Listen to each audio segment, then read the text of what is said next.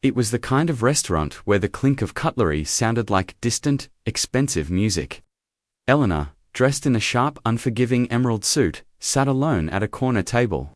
Tapping a single manicured nail against a crystal water glass, her expression taut with impatient calculation. She was waiting for her fiancé Richard, but her eyes were fixed on the door. When the maitre d' finally led a figure toward her table, Eleanor's expression soured. It wasn't Richard, it was a woman, perhaps 60, wearing a simple, slightly worn grey dress. The woman carried a small, unbranded tote bag, and looked completely overwhelmed by the opulence. "Excuse me," Eleanor snapped, stopping the woman with a raised hand. "You must have the wrong table. I am waiting for Mr. Richard Vance." The older woman offered a nervous, gentle smile. "No, dear D. I believe I have the right one. Eleanor, I'm here instead of Richard." Eleanor's impatience curdled into sharp irritation. "You're here instead of Richard. Who are you, his assistant? He knows how important this meeting is. We are discussing the final details of the prenuptial agreement." "I know," the woman replied softly, pulling out the chair opposite Eleanor and sitting down with hesitant reverence. "I'm his mother, Sylvia." Eleanor froze. The surprise quickly replaced by contempt. Richard had always been vague about his family, citing they were retired and preferred privacy. She had imagined old money. Quiet estates, not this timid, poorly dressed woman. His mother, Eleanor, leaned back, her lip curling. "Look, Sylvia, with all due respect, I don't see what this meeting has to do with you. Richard and I are combining assets, not welcoming new dependents. If you're here to ask for money, you can tell Richard I won't have it." Sylvia flinched, but her hands, resting on the table, remained calm. "No, dear, I'm not here for money. Richard actually asked me to come. He said he wanted me to meet the woman he was going to marry, before things were finalized." Eleanor threw back her head and laughed, a harsh, brittle sound that drew immediate attention from the nearby patrons. "He sent you. He sent his poor, uneducated mother, as some kind of test. This is absurd. Richard knows I'm marrying him for his status. For his portfolio. I don't need the validation of a homemaker in a polyester dress." Sylvia looked down at the expensive carpet. "I understand you value status, Eleanor, but Richard values... politeness, respect. He told me you were a CEO, a successful woman. He wanted me to see if that success translated to character." This struck a nerve. Eleanor slapped her hand on the table, the crystal glass jumping. "Character? I built my company from nothing. What do you know about character? You look like you clean houses for a living. You wouldn't know the difference between a merger and a mop bucket. And you're telling me that I have to prove my character to you?"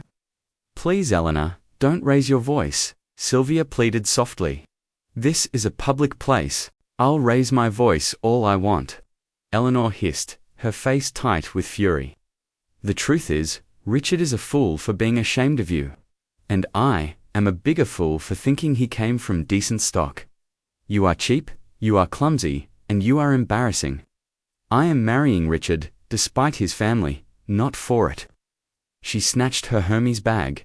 "Tell your son the deal is off, unless he keeps his charity cases locked away. I'm leaving." Eleanor pushed her chair back violently and stalked toward the entrance, leaving Sylvia sitting alone amidst the stunned silence of the dining room. As Eleanor reached the lobby, a tall, impeccably dressed man stepped into her path. It was Richard. He was not looking at her. He was looking past her, toward his mother. "Richard, thank God," Eleanor spat, attempting to regain control. "Your mother is a disaster. She just ruined the entire night. You need to." Richard raised his hand, cutting her off instantly. "No, Eleanor, you ruined the night." And the past 3 months, he didn't sound angry. He sounded profoundly disappointed. He took a small step back, and suddenly, 2 men in identical suits appeared, flanking Eleanor. "Richard, what is this?" she demanded. Richard looked directly at Sylvia, who was now walking slowly toward them, her expression calm and composed. "Mother, I'm sorry you had to sit through that. Are you all right?" Sylvia reached him, gently touching his arm. She straightened her simple dress, and the change in her posture was instantaneous and absolute. The nervousness was gone, replaced by the weary authority of a person accustomed to command. "I'm fine, Richard.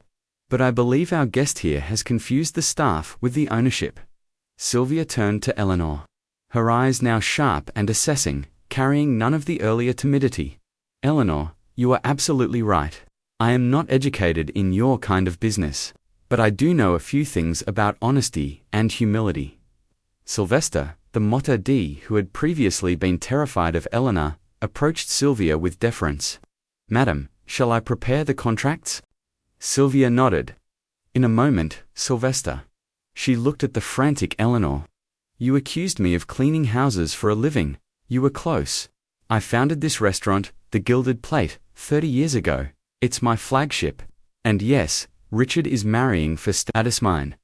I own the entire street this restaurant is on, Eleanor. I am Sylvia Vance, the actual wealth behind the family fortune."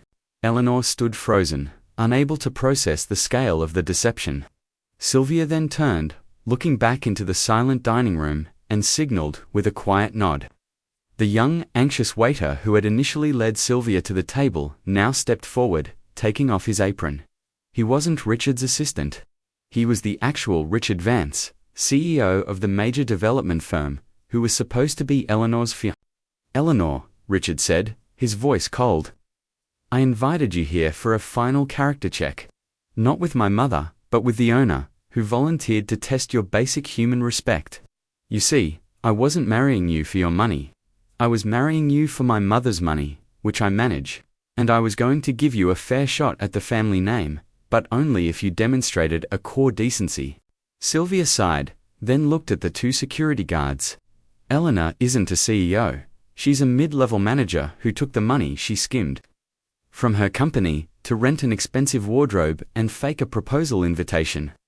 Hoping to jump straight to our assets." Sylvia turned to the security guards. "She was the waiter who served me last week at the hotel where I was staying. She recognized my son's photo, fabricated this story, and forged the invitation. That suit she's wearing, it's rented." The final devastating truth settled over the lobby. Eleanor stood exposed, stripped of her fake authority. Realizing she had brutally insulted the one person who controlled the keys to the future she desperately craved.